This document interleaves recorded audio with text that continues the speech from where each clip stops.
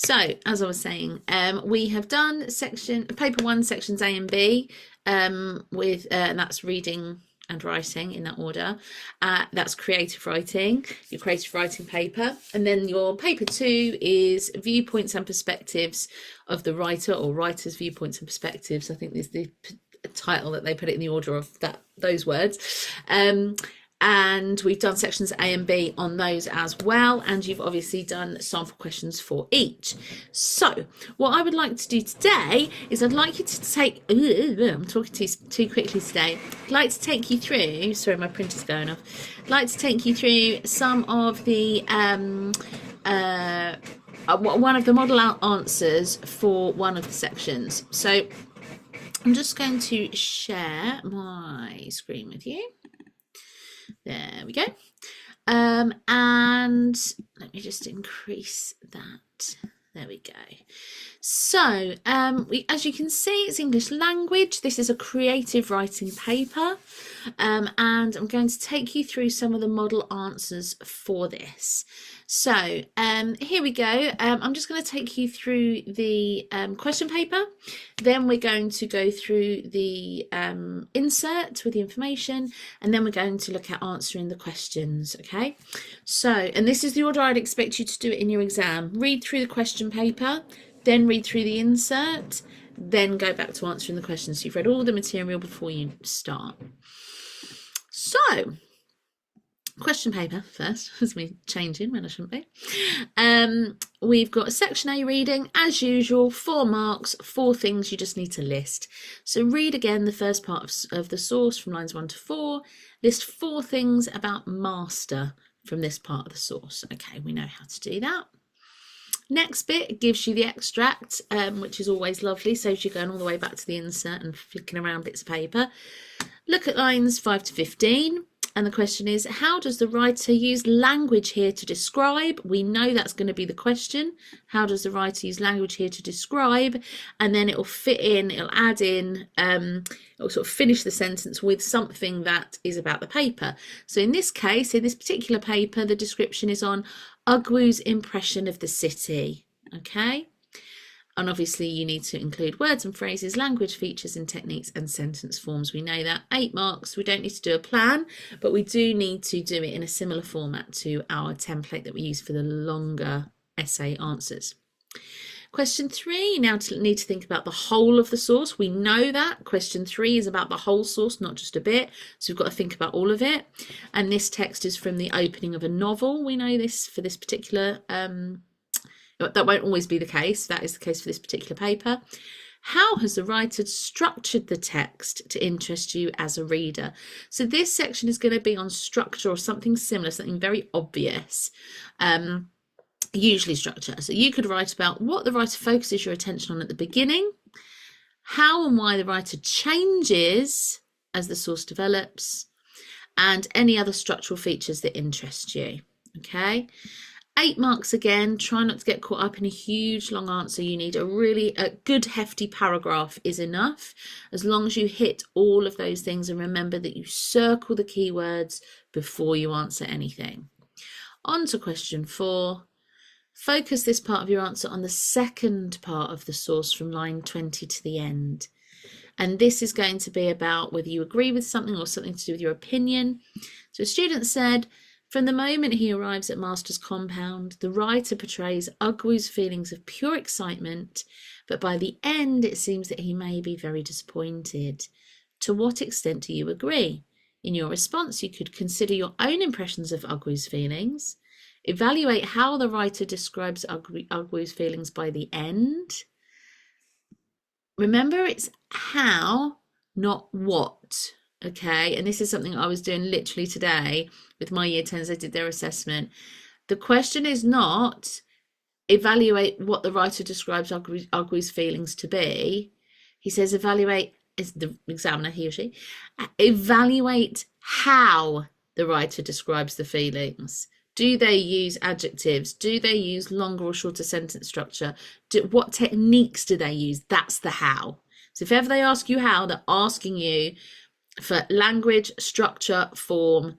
They're looking for techniques.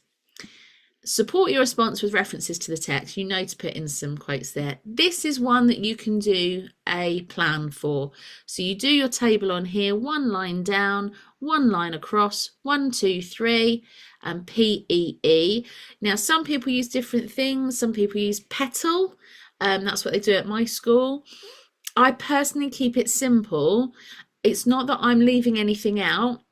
It's just that I think the last E incorporates everything naturally. So petal that we have, one of my teachers uses petals. It gets longer and longer and longer, and I'm like, oh my gosh, it goes on forever. So it's make your point, have your evidence, mention the technique that you're referring to. That's the T. The A is analyze it, and that's saying how the quote matches the point and what you're trying to say. L is link it to historical, social, and political context. And Z is zoom in. So really pull apart that quote or that point that you're saying, you know, find some meaning that could be there that maybe other people haven't thought of. Try and really, it's almost like squeezing a lemon. Don't just squeeze it a bit and get what you need. Just really squeeze it out, get every bit of, just what I would say, get every bit of juice out of that particular answer that you can, okay, out of that quote and out of the point that you're trying to make. So that's what your 20 mark is for. But what I do is I say PEE. E still incorporates those things that I was saying regarding mention a technique, mention an analysis, mention a link to the rest of the text and to historical and social context, and Z being zoom in and pull it all apart. As far as I'm concerned, E represents not explanation at the bottom. So P is your point, E is evidence. The second E is what I'm talking about. I don't think is explanation. For me, it means effect. It's the effect on the reader, or if it's a play, the effect on the audience. Okay. And that should always, I don't see how it can't include the social aspect of it and what it was. If you're talking about how it affects the reader, you have to know who the reader is. Well, who is the reader? What gender, or what age, or what class, or what moment in history? What point are they scientifically in history? Does that affect anything? Because that's going to obviously affect what they're saying, and then by doing that, you're going to talk about those things. You're naturally going to analyze and zoom in and give your examples, and you're going to give all those little bits. But it's just, for me, the effect part covers all of that.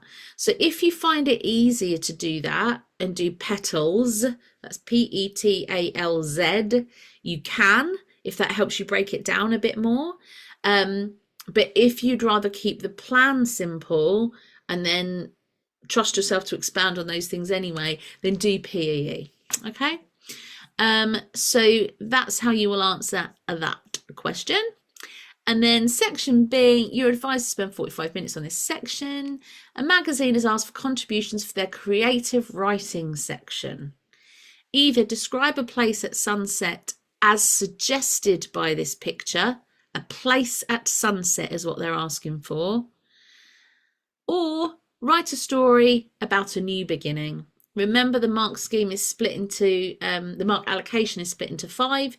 3/5 is on content and organisation. So what you write and the fact that you write it in a structure that makes sense. And 2/5 of it are on spelling, grammar, and accuracy of things, like if you're using metaphors and similes, if they make sense.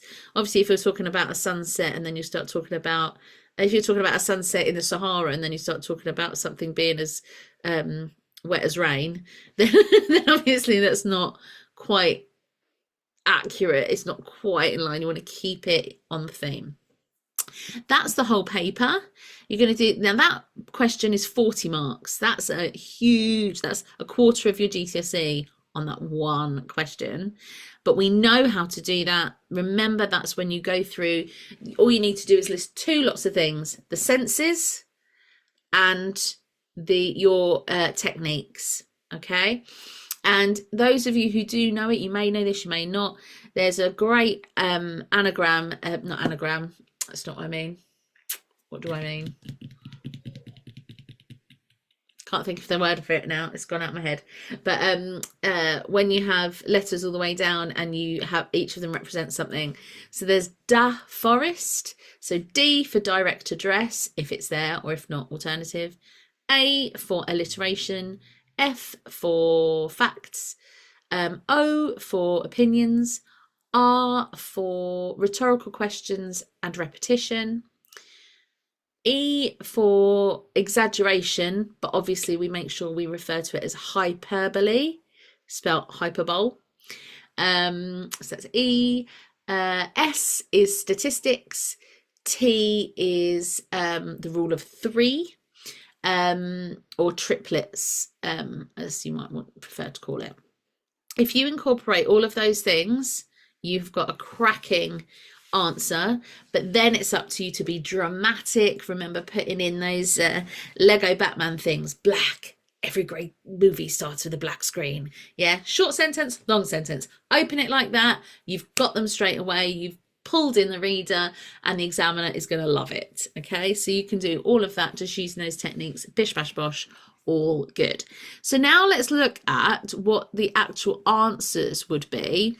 But before we do that, we obviously need to look at the insert so we know what on earth we're talking about. But before we do, I'm just going to whiz through here to remind myself what I'm looking for as I read, because our brains work as a kind of homing device. They kind of zoom in, like are the things that it's searching for. So if I said to you now, right, don't look around your room, but tell me everything in your room that's yellow, you wouldn't probably be able to name many things. Whereas if I said to you, right, you've got 5 seconds to look around your room and then you're going to find things that are yellow, you would find things that were yellow. I mean, there's not actually, I don't think there's anything yellow in my, room at all. Me saying that. Oh, one book, there you go. I would not have seen that book had I not known I was looking for it. So it's the same thing. Read your question paper, then read your insert. Your brain's already searching for those right answers. So we want to learn about, we need 4 things about the master. We're looking at language to do with his impression of the city. We're looking at structure, and we're looking at his feelings of excitement, because he's going to be disappointed, or he might be disappointed. Okay, right, so bearing that in mind, I'm just going to keep that in my head while I'm reading this. So this extract is taken from the opening of Chimamanda Adichie's, forgive me for my terrible pronunciation of that beautiful name, novel Half of a Yellow Sun, set in Nigeria in 1960. We have some context here, okay? Now, you might not be an expert on Nigeria at all, particularly in 1960. That's fine, but you'll know enough to be able to say something. Ugwu, a 13-year-old boy, is starting work as a cleaner for a university professor in the city, okay? So, Master was a little crazy. He'd spent too many years reading books overseas, talked to himself in his office, did not always return greetings, and had too much hair. Ugwu's auntie said this in a low voice as they walked on the path. But he is a good man, she added, and as long as you work well, you will eat well. You will even eat meat every day. Ugwu did not believe that anybody, not even this master he was going to live with, ate meat every day. He did not disagree with his auntie, though, because he was too choked with expectation, too busy imagining his new life away from the village. They'd been walking for a while now, since they got off the lorry at the motor park, and the afternoon sun burned the back of his neck. But he did not mind. He was prepared to walk hours more in even hotter sun. He'd never seen anything like the streets that appeared after they went past the university gates. Streets so smooth and tarred that he itched to lay his cheek down on them. He would never be able to describe to his sister Anilika how the bungalows here were painted the colour of the sky and sat side by side like polite, well-dressed men, how the hedges separating them were trimmed so flat on top that they looked like tables wrapped with leaves. His auntie walked faster, her slippers making slap-slap sounds that echoed in the silent street. Ugwood wondered if she too could feel the coal tar getting hotter underneath through her thin soles. They went past a sign, Odin Street, and Ugwu mouthed street as he did whenever he saw an English word that was not too long. He smelt something sweet, heady, as they walked into a compound, and was sure it came from the white flowers clustered on the bushes at the entrance. The bushes were shaped like slender hills. The lawn glistened. Butterflies hovered overhead. I told Master you will learn everything very fast, his auntie said. Ugwu nodded attentively, although she had already told him the story of how his good fortune came about. While she was sweeping the corridor in the mathematics department a week ago, she heard Master say that he needed a houseboy to do his cleaning, and she immediately said she could help, speaking before his typist or office messenger could offer to bring someone. I will learn fast, Auntie, Ugwu said. He was staring at the car in the garage. A strip of metal ran around its blue body like a necklace. Remember what you will answer whenever he calls you. Remember what you will answer whenever he calls you is yes, sir. Yes, sir, Ugwu repeated. They were standing before the glass door. Ugwu held back from reaching out to touch the cement wall to see how different it would feel from the mud walls of his mother's hut that still bore the faint patterns of moulding fingers. For a brief moment he wished he were back there now, in his mother's hut, under the dim coolness of the thatch roof, or in his auntie's hut, the only one in the village with a corrugated iron roof. His auntie tapped on the glass. Ugwu could see the white curtains behind the door. A voice said in English, "Yes, come in." They took off their slippers before walking in. Ugwu had never seen a room so wide. Despite the brown sofas arranged in a semicircle, the side tables between them, the shelves crammed with books, and the centre table with a vase of red and white plastic flowers, the room still seemed to have too much space. Master sat in an armchair wearing a vest and a pair of shorts. He was not sitting upright, but slanted, a book covering his face, as though oblivious that he had just asked people in. "Good afternoon, sir. This is the child," Ugwu's auntie said. Master looked up. He pulled off his glasses. "The child?" "The houseboy, sir. He will work hard," his auntie said. "He's a very good boy. Thanks, sir." Master grunted in response, watching Ugwu and his auntie with a faintly distracted expression, as if their presence made it difficult for him to remember something important. Ugwu's auntie patted Ugwu's shoulder, whispered that he should do well, and turned to the door. Ugwu stood by the door, waiting. Okay. Let's go back to the question paper, and then we would read through the question paper and answer each of those, looking at each section. Okay, so I'm going to have a look now at the model answers. So for question 1, we've got list 4 things about Master from this part of the source, lines 1 to 4. So looking at lines 1 to 4, it's this section here. Usually when they ask you to look at certain lines, it's usually a whole paragraph. So if it's 1 to 4, sometimes students get a bit worried, like if it's 1 to 4, does that mean up to the beginning of 4? So it's only these 3? Just think of it as this is a guide to give you a paragraph. It'll always be something like lines 1 to 4 would be this paragraph. Lines 5 to 15 would be this paragraph. Lines 16 to 19 would be this paragraph, yeah? Just so you know, it's usually in a chunk. They wouldn't randomly leave out a bottom sentence or something like that. That's unusual. So they're the 4 lines. Master was a little crazy. He'd spent too many years reading books overseas. Talked to himself in his office, did not always return greetings, he had too much hair, but he is a good man, and as long as you work well, you will eat well, you will even eat meat every day. You could add that bit in, but it's not really about Master. So you've got 6 options there. So the Master was slightly peculiar. He travelled abroad. It was common for the Master not to not respond to people talking to him. The Master has a lot of hair. Examiner report.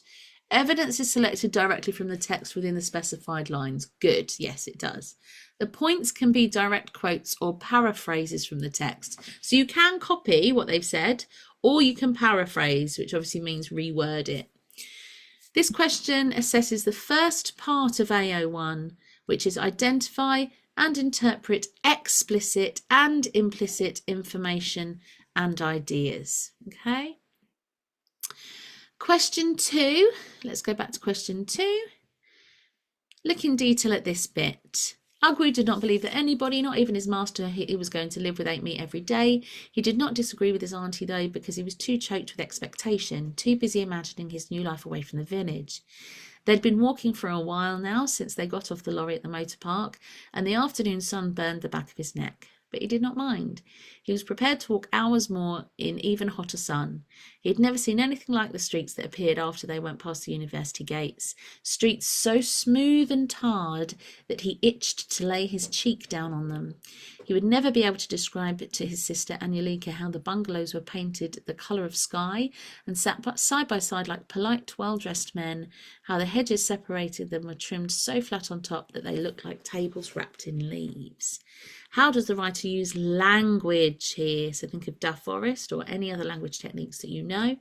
Here, to describe Ugwu's impression of the city, you could include the writer's choice of words and phrases, language features and techniques, and sentence forms. Okay, so for an 8-mark question, they've written quite a lot, actually. That, to be honest, I wouldn't expect you to write quite that much, but if you can write that much, great. It's not quantity, it is quality. If that's how much it takes you to write that, but you don't want to be writing more than half a page, really. Okay, or what would that be? Handwritten, that'd probably be about a page. The writer uses similes. Brilliant, we've got a technique in there. In order to describe Ugwu's impression of the city. The simile side by side like polite, well-dressed men creates a vivid imagery of the houses in the reader's head, as it creates a comparison between two imaginable scenarios. It allows the reader to really appreciate I'm just going to make this a bit bigger. The uniformity of the houses and how Ugwu would never be able to describe them to his sister, which further emphasises his awe. Brilliant, because they've written all those lovely things, and then that last little bit, they've taken us right back to the actual question, which is Ugwu's impression of the city. Okay. Sorry, wrong tab. Moreover, the writer uses the simile, the hedges separating them were trimmed so flat on top they looked like tables wrapped with leaves, to describe the uniformity and tidiness of the hedges. This creates vivid imagery, and the reader is thus able to imagine the scene clearly. Good. So he's now told us what the writer's intention was. The use of the word wrapped emphasises the all-encompassing nature of the leaves on the hedges and aids the reader in their imagining of this. Therefore, the use of similes by the writer here contributes to the descriptive nature of the text and creates a more powerful image in the reader's mind. So from my perspective, I think they've done that brilliantly, but actually they've kind of repeated themselves. They didn't need to. All they needed to do was talk about the imagery and talk about the similes in the first half. The second half, they've almost added stuff in that they didn't really need. Now, you wouldn't lose marks for that because it's still totally relevant, but it wouldn't necessarily be necessary. It might not get extra marks because they're still mentioning the same thing. Furthermore, the writer uses personification. Lovely. So I can see now that they're structuring their answer with 3 points. They're talking about similes, they're talking about personification, and they're talking about hyperbole. Brilliant. I know exactly where they're going. It's nice and structured. Perfect. So furthermore, the writer uses personification in the phrase sat side by side like polite, well-dressed men to describe the houses, which creates a vivid picture of the houses and brings an otherwise dull scene to life. By using personification here, the writer is able to describe how close together and unvaried the houses all are, all uniformly painted the colour of the sky. The comparison of the houses to polite, well-dressed men suggests that they are looking inviting and warm despite their uniformity. Thus, the writer is able to utilise personification to express Ugwu's wonder at the city and in turn bring the scene to life to the reader, let's say for the reader. So what they've done there, at the end of every paragraph, they're doing something really clever.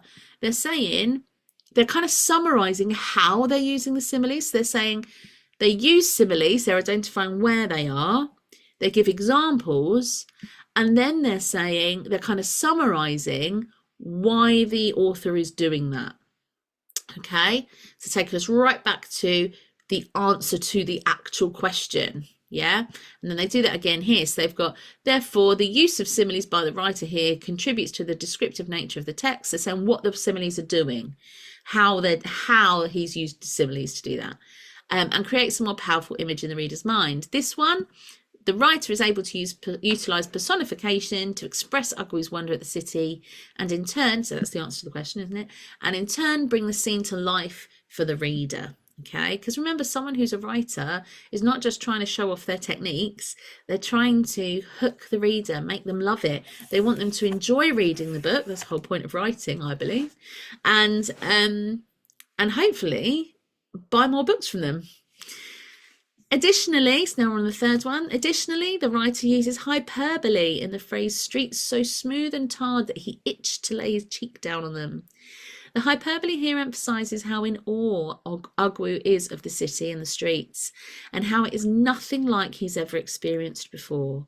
The notion that Ogwu would be so eager to lie down on the streets is surprising to us, and this exaggeration makes his point about how smooth the streets are more powerful and creates a vivid image.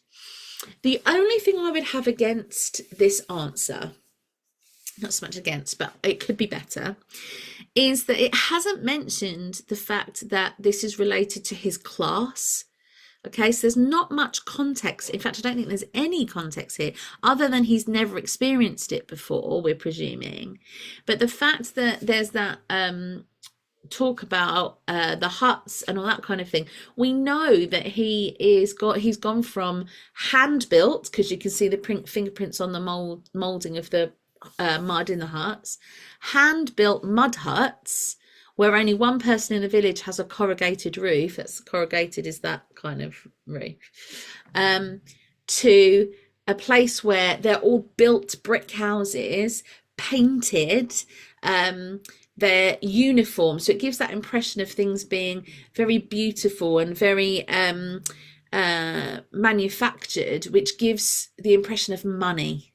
Yeah. So that's something that has not been mentioned at all, and I would like a little bit of context in there to get a higher grade. And because of that, the reason I bring that up is because of that, I'm not entirely sure that this is hyperbole, because hyperbole is obviously exaggeration, and it says streets so smooth and tarred, so obviously he's not used to tarred roads, he's used to dust and mud and natural roads. Streets so smooth and tarred that he itched to lay his cheek down on them.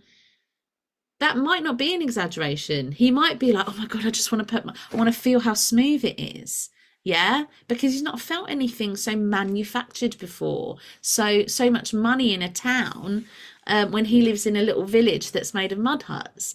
So is it hyperbole if he's being quite literal? I'm not sure. So that for me would be a little bit of a question mark. However, they've kind of gone on to describe it, so I wouldn't give no marks for that, but I might not give full marks for that bit. So examiner's report. This question assures you on AO2, which is explain, comment on, and analyse how writers use language and structure to achieve effects and influence readers using relevant subject terminology to support their views. In other words, in this question, you need to make sure that you've talked about language and structure, which you will have to do because the question will lend itself to that, and you have to talk about techniques. That's fine, because you're going to do that in every answer anyway, aren't you? Language techniques such as similes, personification and hyperbole are recognised. Yes, they are. The effects of these techniques on the reader are analysed and explained. Now, I would say here they're kind of explained. I wouldn't say they were analysed.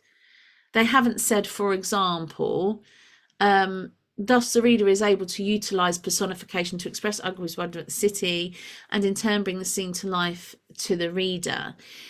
This would encourage the reader to really understand the protagonist's viewpoint, and using these creative writing techniques, the writer is helping us really see and feel the world as if we were Ogwu.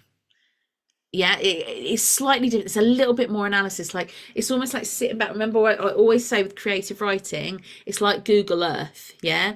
Don't just look at what you're looking at. Don't just look at the answer to the question. Step back and why and in literature as well. Take a step back. Okay, so this is what I think about what I'm looking at. It's all this right here in front of my face. Take a step back. Why has the writer done that? Take another step back. What influenced the writer to write that? And now we're starting to get somewhere. And then you go further a bit more. What's that society like? What's history like? Okay. So knowing that Nigeria is a very, very hot country, we know from the text that there are mud huts in some places in Nigeria and towns in other places. And in the towns there are more uniformed brickwork and better structure for houses that are painted and more beautiful.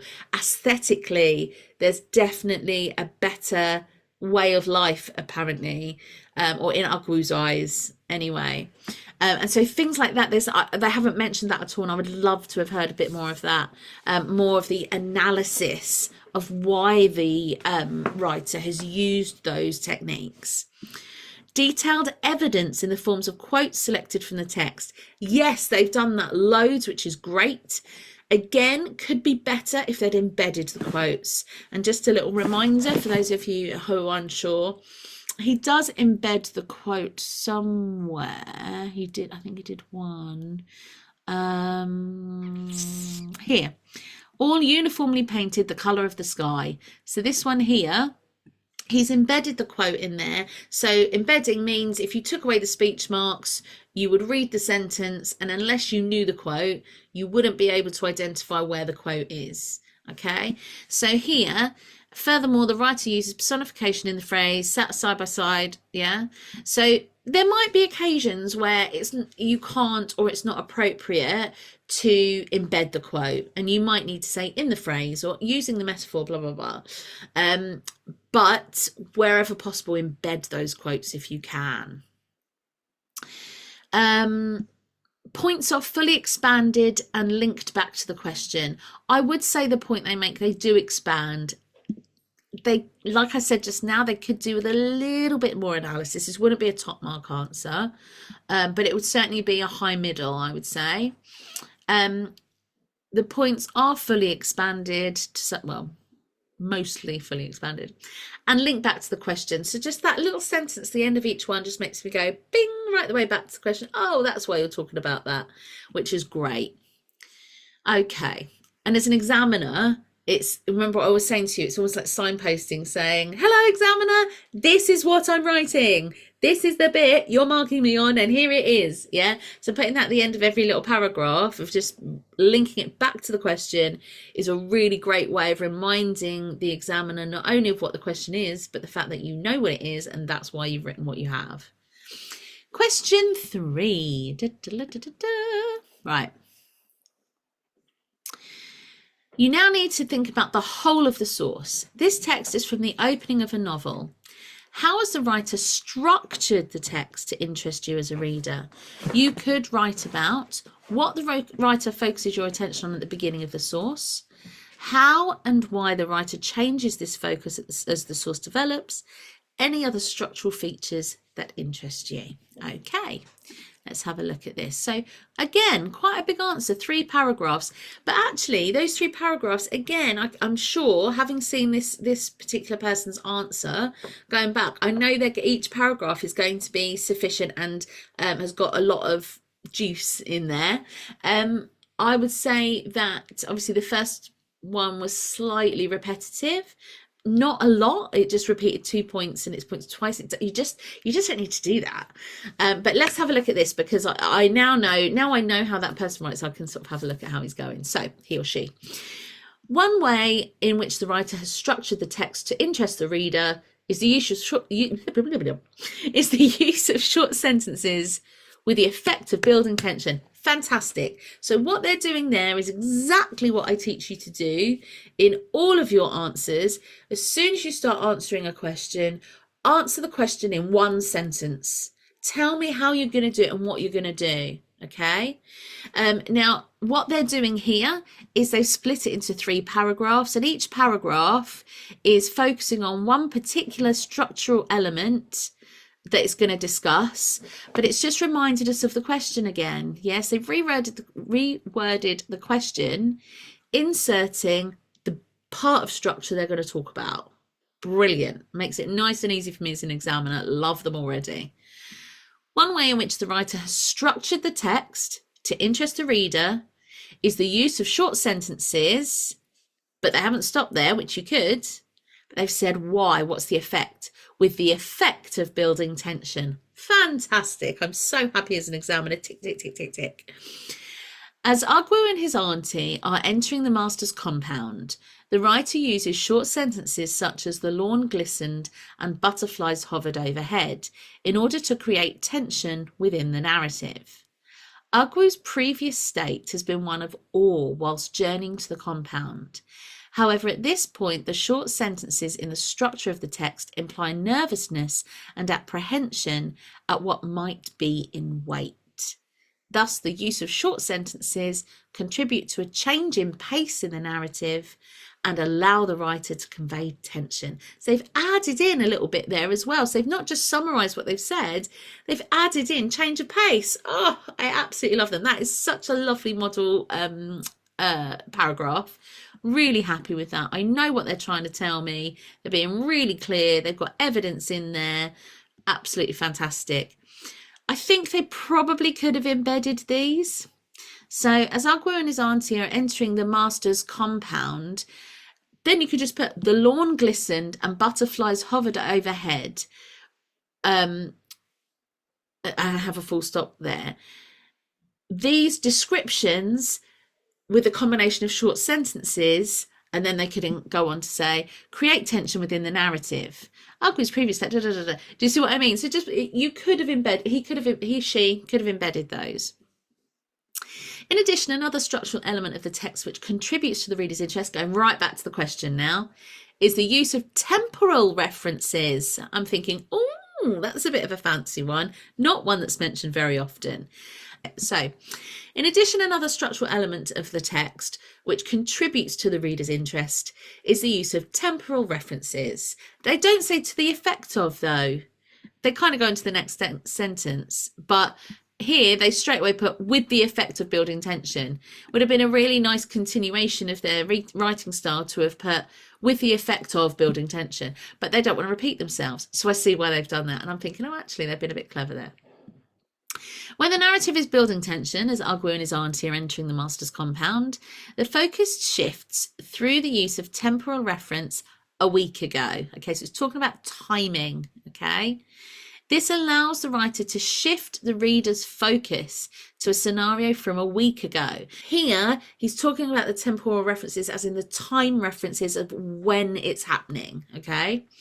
So, through the use of temporal reference a week ago. This allows the writer to shift the reader's focus to a scenario from a week ago and momentarily relieve the tension that is building. Okay, why would they do that? Let's have a look and see if they explain that. So that's a question that comes to me as an examiner. This change in focus shifts the reader's attention to an event which happened previously and adds further context to the current situation by explaining how Ogwu obtained the job. Excellent. Yes, that's true. However, they didn't answer the question that I thought of. Momentarily relieve the tension that is building. Why? Why would they need to relieve the tension that is building? The reason is the human emotion and a human's emotions and a human's brain cannot cope with tension.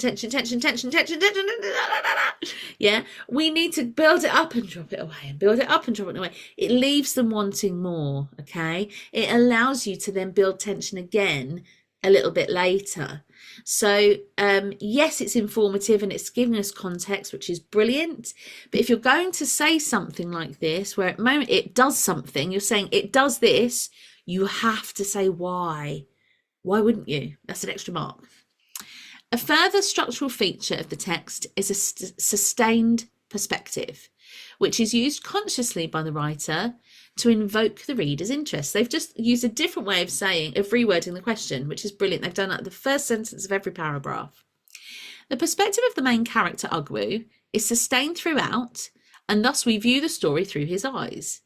The narrative focuses on Ogwu's perspective of the city through language such as he had never seen anything like the streets that appeared after they went past the university gates.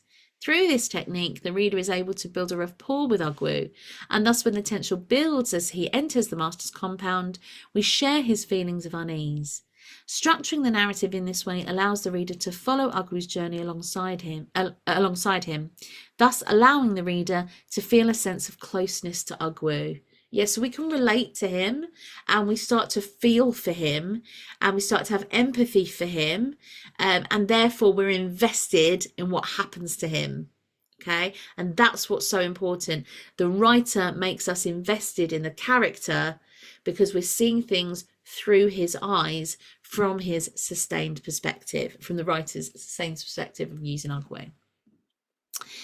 Okay, examiner report. This question assesses you on AO2. Explain, comment on and analyse how writers use language and structure to achieve effects and influence readers using relevant subject terminology to support their views.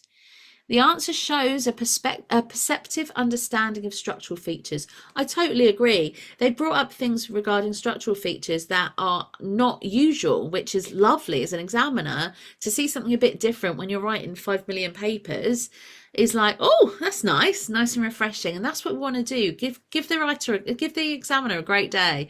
Give them an amazing answer so that they can enjoy it. So structural features is something that you're slightly weaker on. Google it. Just Google structural features in GCSE English, and you will get all the structural features up and what they mean, and then you can be the person that maybe puts something in that's a bit different. And a number of these are identified with evidence from the text. Yes, they are. He uses quote. I keep saying he. I don't know why I think it's he all the time. He or she uses quotes all the time. They could have been embedded. The effects of these structural features are adequately analysed and the points are explained fully. Yeah, I'll agree with that. They are adequate. He does analyse them. She does analyse them. But yeah, there probably could be a bit deeper analysis, maybe. I'm pretty satisfied with it, to be fair. The answer uses sophisticated subject-specific language to explain the points. Yes, it does. So that would be a higher mark than the previous question. That actual question would get more marks than the other one would because of the way that it has hit those things. Does that make sense? The way that it's satisfied all those objectives. Question 4. Okay, about 2 to 3 pages maybe of handwritten work. Let's go back to the question and remind ourselves this is the 20 marker. So remember your paper 1 in your language exam is the one where it jumps from being 4 marks, 8 marks, 8 marks, jump to 20. Your second paper goes up a bit more gently. 4, 8, 12, 16, 20? No, 40. I think it's, I'm not looking at it yet. We'll look at that one next lesson and then I can confirm it. So I think it's, I think it just goes up it basically goes up in 4s. So then you know that each question should be slightly longer and slightly more in depth. So question 4. Focus this part of your answer on the second part of the source.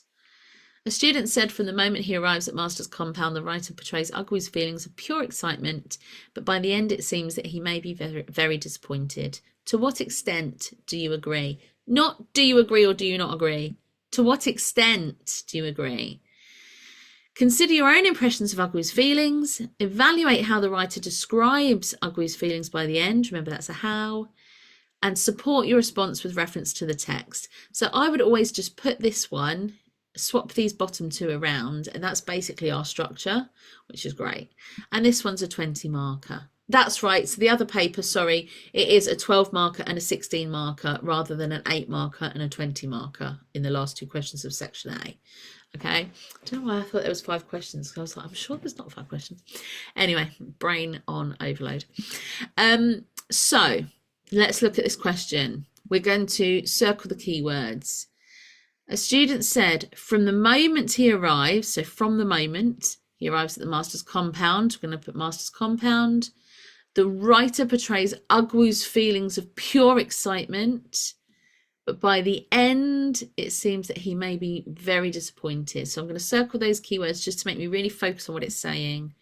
To what extent do you agree? Okay. So thinking about, you want at least 3 points here. This is where you would do a plan. Even though this has kind of done your plan for you, it's just you need to do this for 3 separate points. So you're really making sure. Did you see how in all the other answers they did 3 points as well, nice and succinctly, which is lovely. It just means that you're giving enough information and you're giving enough examples of different things to show that you know what you're talking about without vomiting every technique on the page and then running out of time. So let's look at how they answered that question. In this extract, excellent. They told me straight away they know it's from an extract, not the whole thing. Brilliant. In this extract, the writer portrays Ogwu's state as being one of intense awe and excitement. As Ogwu enters the compound, right, so they've said, this is my point. This is the point I'm trying to make. I'm going to tell you that he starts off being in awe and excited, but they haven't finished the rest of the point because it's like, yeah, that we know that because that's what the question says, but where are we going with this? So let's make that clear. As Ogwu enters the compound, the idyllic tone that previously characterised the text is continued. The writer uses nature-based imagery. Lovely. So if you've got imagery in there or any pictures that the writer is giving you, work out what's the common denominator. Is it about nature? Is it about war? Is it about love? Is it about animals? Is it about... You come up with it. There's not a set list of what type of imagery there are or there is. You get to name it. So for example, just jumping to poetry, in your poetry for AQA, if you're doing power and conflict, which I think all of you are, then the poem Poppies has a lot of homely language or a lot of domestic language, and you can call it what you like, but what it shows that you're doing is grouping it and saying there's a theme here. Okay, so don't worry about having like correct terminology or there's no list of correct imagery. You decide what kind of imagery it is and you can title it that way, but by doing so it makes you a critical observer. So the writer uses nature-based imagery to describe the idyllic scene as they walk into the compound. Yeah, the only thing I would say here is they used idyllic twice. They could have come up with a different word there. Okay, beautiful, transformative, awe-inspiring, like so many different things they could say to describe the idyllic scene as they walked into the compound, detailing the sweet, heady smell. There we go, lovely embedding of a quote there. Smell dissipating, great word, means coming from the white flowers clustered on the bushes at the entrance. The imagery used here allows the reader to imagine the scene by appealing to their different senses, and the picture built seems a very idyllic and inviting one. If he writes idyllic one more time, I'm going to shoot him. Find another word. Only have one word, I would say, in each answer once. I wouldn't want to repeat any other words. This is an English exam. You want to show off your vocabulary, yeah? This nature-based imagery is further employed. Good, they're giving us another example of nature to show that what they've said is accurate. This nature-based imagery is further employed through the simile, the bushes were shaped like slender hills, which further contributes to the construction of the inviting scene. Oh, there we go. They didn't use idyllic, they used inviting. Lovely, much better. Lovely to have some more words in there. The only thing I would say, we've got further employed, further contributes. We're starting to get a little bit repetitive here. There are other ways that they could have written that. There aren't many to say that exactly that way, but there are other ways. The adjective slender carries connotations of being delicate and pleasing to look at, and allows the reader to imagine how in awe Ogwu must be feeling. The metaphorical language, oh, I like that, in the lawn glistened, that's a bit clunky, allows the reader to imagine the scene. So the metaphorical language in the I can't even say it. In the lawn glistened allows the reader to imagine the scene. I think that could be rewritten to be much, much easier to read. It's stunted me. It's taking up time that I don't need to try and make sense of a sentence. I want to be able to read it through and it makes sense. Yeah. So I would say, I would have rewritten that as, instead of the metaphorical language, I'd start with the fact that the lawn glistened is demonstrative of metaphorical language used by the writer, and allows the reader to imagine the scene. Yeah, so you can see how you can do that. It's sometimes just swapping it round. And how the sun must be beating down on a freshly cut lawn. In addition, the use of the word glistened implies that it is sparkling like a jewel or something precious. Yes, and. So every time you make a point, I want you to think to yourself, yeah, and. So, and what, and so. If you don't put why, it's lost, yeah? The use of the word glistened implies that it is sparkling like a jewel or something precious, which adds to its value, particularly for Ogwu, because it's implied that he's come from a more humble background and village setting than the townhouse he's about to enter. Yeah, so the reason the writer has made it look like a jewel, or giving us that thing of sparkling and glistening, is someone who doesn't have much money would see something, it's likely they would see something like a jewel or like something sparkling or glistening and be drawn to it because it could solve their problems. Additionally, he's a child. We know this because it's referred to later in the text. Children love sparkly things, generally speaking. They're like little magpies. Magpies love sparkly things. Yeah. The scene is a blissful one, and we get the sense throughout that Ogwu is awestruck and excited by it. Hasn't said to what extent they agree. Hasn't mentioned it. Yeah. Doesn't say. In this extract, the writer portrays Ogwu's state of being one of intense awe and excitement, which makes me completely agree, or makes me agree to a large extent that blah, blah, blah, blah, blah, the rest of the question. So get that in there so they know absolutely without doubt that you know what the question is. After travelling inside the garage, Ogwu's feelings of excitement continue to be portrayed by the writer. The simile, a strip of metal ran around his body like a necklace, describes the car as an object of intense desire for Ogwu. The comparison of it with a necklace, lovely, I was waiting for that, contributes to the idea that Ogwu views the car as being extremely valuable and like nothing he's ever seen before because he's from a humble background. Yeah? The writer describes Ogwu as staring at the car, which suggests he was in awe of it and intensely excited by the prospect that he would be starting his new life in such a place of luxury, so intensely contrasting with his old life in poverty. Finally they've mentioned it. Just before the two enter the master's room, however, we see slight apprehension creep into Ogwu's demeanour. Not factually, we don't. We perhaps... or it could be interpreted that, yeah, so we need a little bit more of a critical voice there. Don't just tell me it's there. Tell me it could be there, which suggests that you know there could be other interpretations of it, which makes you a critical writer, which means that you get higher marks. We are presented with a contrast between the master's cement wall and the mud walls of his mother's hut back at home, which reminds us of how far Ogwu is from his home and what he is accustomed to. The writer portrays Ogwu's sense of uneasy homesickness here and leaves the reader... We don't know that. The writer perhaps portrays Ogwu's sense of uneasy homesickness here and leaves the reader feeling sympathy and concern for him. Despite his mother and auntie's huts being described rather unwelcomely through phrases such as the dim coolness, Ogwu momentarily wishes he could be back there anyway, which further emphasises how anxious he must be feeling. That's interesting because I didn't see the dim coolness as being something negative. I saw it as something positive because it's such a hot country. Being in the coolness was a nice thing. It was a comforting thing in that context. And this is the thing. In our context, you know, living in England, we'd be like, oh my goodness, I don't want to live in a mud hut in January. We'd freeze.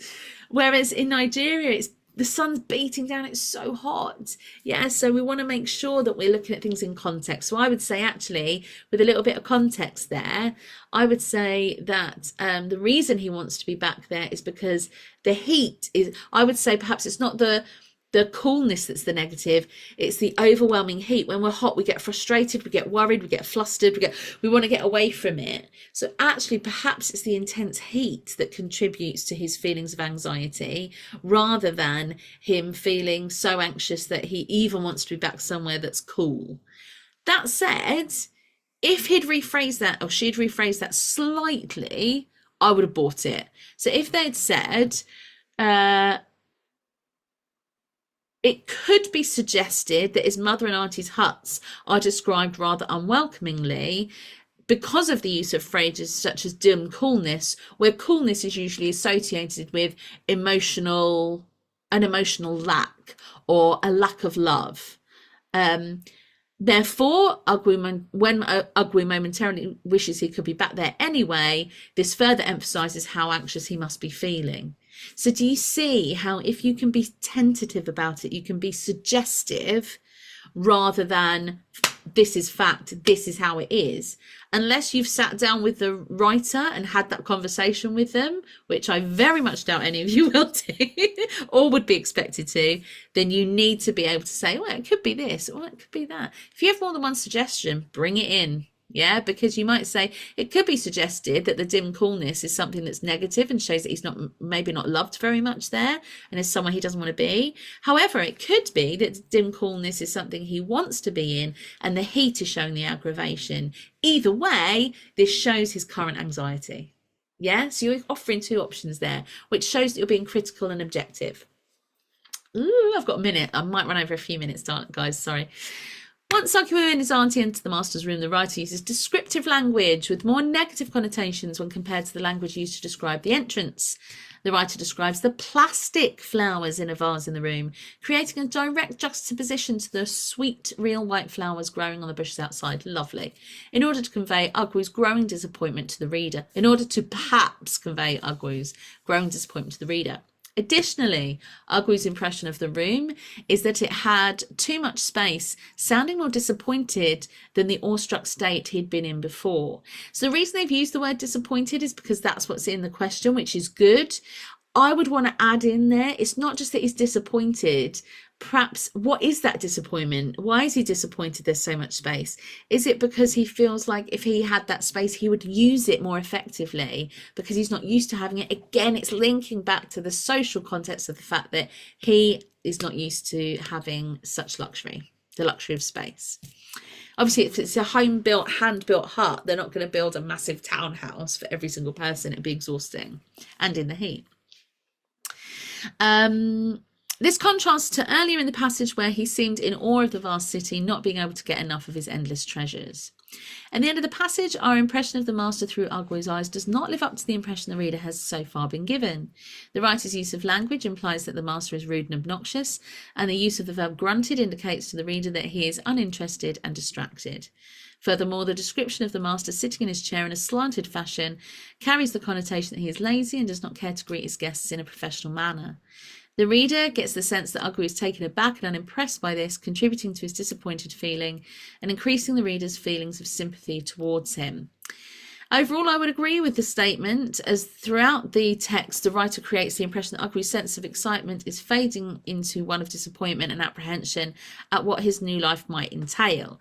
Okay, so they've said I would agree with the statement. They haven't said to what extent. I would entirely agree. I would, for the majority, I would agree with this statement. So make sure you do that. So this evaluate text critically and support this with appropriate textual references. Yes. This answer develops convincing and critical response relevant to the statement in the question. Yes, but it could have done it better with suggestive language. The student shows perceptive understanding of the writer's methods, for example, use of similes and descriptive imagery. Yes. The student has evaluated critically and in detail the effects of the writer's use of language and their methods on the reader. Yeah, I believe so. A range of judicious textual details, so lots of and appropriate, from the source has been selected, which adequately supports the points being made. Keywords from the question, such as excitement and disappointment, are used in order to signpost the answer to the examiner. Yes. A short conclusion is reached in order to signpost the examiner to the examiner what has already been argued throughout the answer. Okay, so we'll go on to question 5 next lesson, and then we'll probably be doing a few more. I'm going to do some model answers on the second paper, and then we'll be doing a few more mock answers for you to do yourselves. Sorry to keep you 2 minutes longer. Thank you so much for listening to me. I hope that's been useful for you, and I look forward to seeing you on Wednesday. Have a lovely evening, guys. Bye. Thank you. Bye. Welcome. Bye. Thank you. Bye.